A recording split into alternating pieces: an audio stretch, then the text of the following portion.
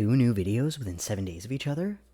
I'm smothering you. I am also still in the learning process when it comes to lighting and sound and all of that stuff, so please just deal with it, because I have no idea what I'm doing. Hey squad, welcome back, and dog bless you. I want to take a second to thank those of you who have left comments sharing your insights and your own experiences, or to people who have reached out directly via Instagram and shared your stories there. I cannot adequately communicate how much I love hearing them. I really enjoy learning about people's lives and experiences, so if you've taken the time to share that with me, it really does mean a lot. And if you're someone who has maybe wanted to, but you're like, oh, I don't want to bother him, please bother me, by all means. Some of you have also asked about ways that you can help support the channel, and really the best thing that you can do is just share my content, subscribe, like the videos, comment down below, do all of the usual YouTube-y things. I think the notification bell will let you know when I update once in a blue moon. Now then, did transition affect my sexuality? Yes. But also, no, not at all. That's a crappy answer, and we are going to talk about it further. There's a very pervasive myth about trans people that goes back to heteronormativity and gatekeeping. This is the assumption that the majority of trans men were previously living as lesbians, and that the majority of trans women once considered themselves to be gay men. I'd argue this whole phenomenon is also part of why non-binary people get so much flack for just existing openly, because it's not really that easy to put non-binary people in a neat little heteronormative category. How we view and discuss sexualities in conversations about trans people is incredibly important, because compulsory heterosexuality has in the past, and in some place continues to be used as a means of limiting trans people's access to transition resources that they might need. More explicitly, this manifests in the expectation that trans people be transitioning into heterosexuality if they are to access any of the resources that they need. And more subtly, or on a more social level, what this looks like is trying to coax trans people away from transitioning if in doing so they would end up gay.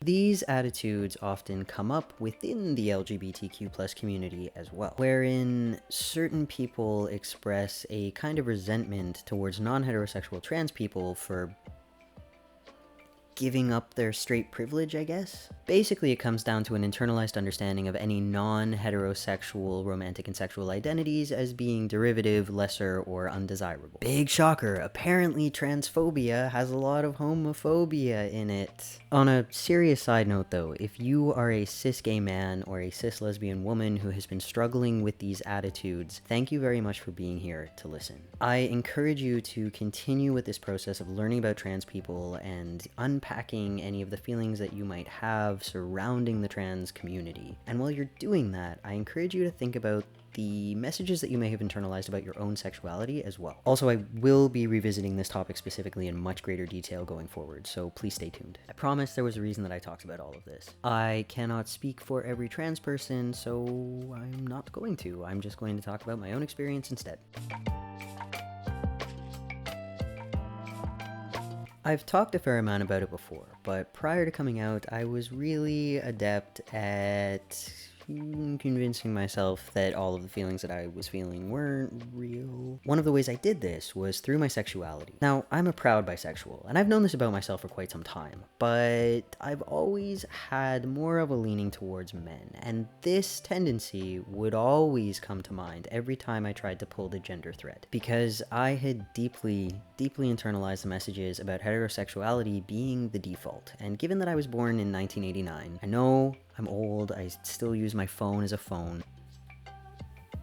My only readily available understanding of trans for the majority of my life told me that if I hadn't been living as a lesbian up until that point, then I was just confused. Come to think of it, had I dated more women leading up to transition, I probably would have used different internalized transphobia, internalized homophobia things to try and justify not transitioning. It's always something.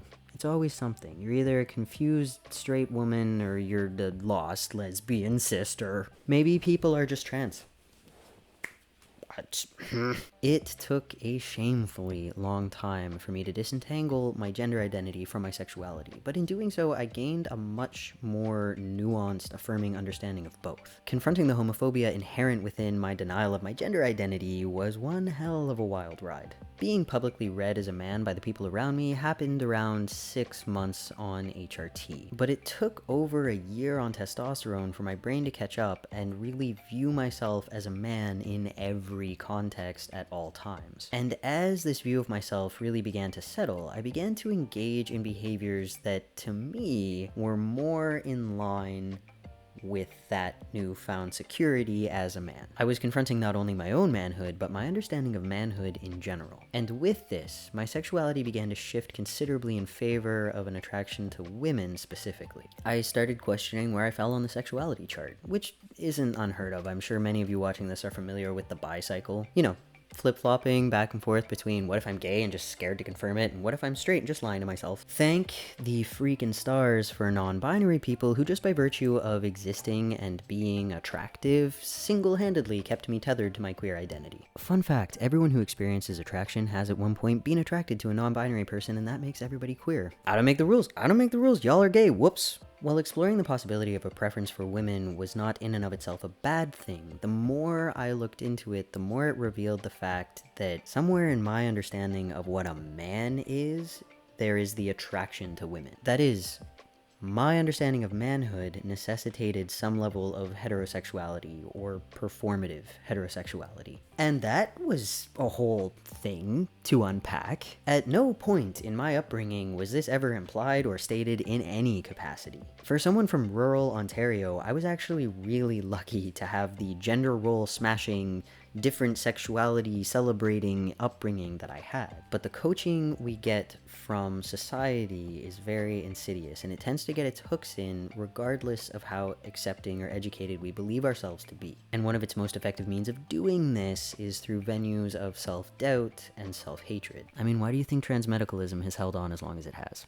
So while I found myself in a place of wanting to pursue more relationships with women, I decided to take a bit of a break from dating, step back, and explore my understanding of manhood instead. It let me put to words the fact that I had denied my identity for so long, not because of internalized transphobia on its own, but because of internalized homophobia as well. Now, I don't think culturally conditioned homophobia is the sole factor at play here. I've gone off before about cultural scripts, and when you're a binary trans person, the most readily available script for your correct gender is really heteronormative, go figure. I'd venture that I'm not the only trans person who found it validating to pursue a heterosexual narrative while in the process of affirming their gender. That just gets into that loop of homophobia and cis heteronormativity tumbling around each other like a perpetual motion machine of bullshit. Once I caught it, I was able to stop that cycle from fueling itself on my insecurities, as well as unpack a problematic belief that had secretly been written into my understanding of the world. So while my sexuality didn't change, my understanding of it absolutely did as I got to know myself better. It no longer felt like a complicating, limiting factor in my life, but rather a new item in my toolkit for affirmation and self-discovery. The only all-around change that happened is that now, when I go out and engage with the world with my boyfriend, I'm read as a gay man. But I'm going to talk about that in another video where I discuss how the privilege that I experience in the world shifted throughout transition. What I can tell you now is that we are cute as f*** and completely unapologetic about it.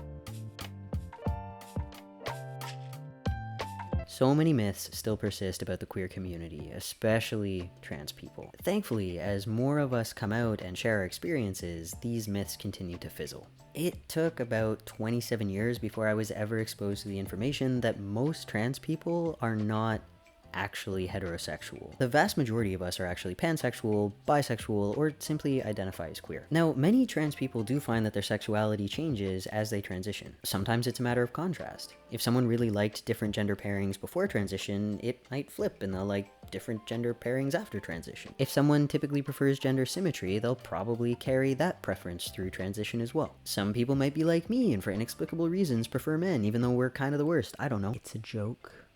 Calm down.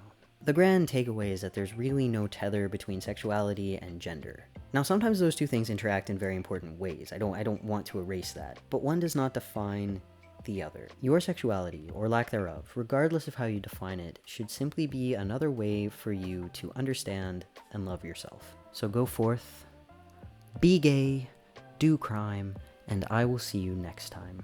And as always, thanks for watching.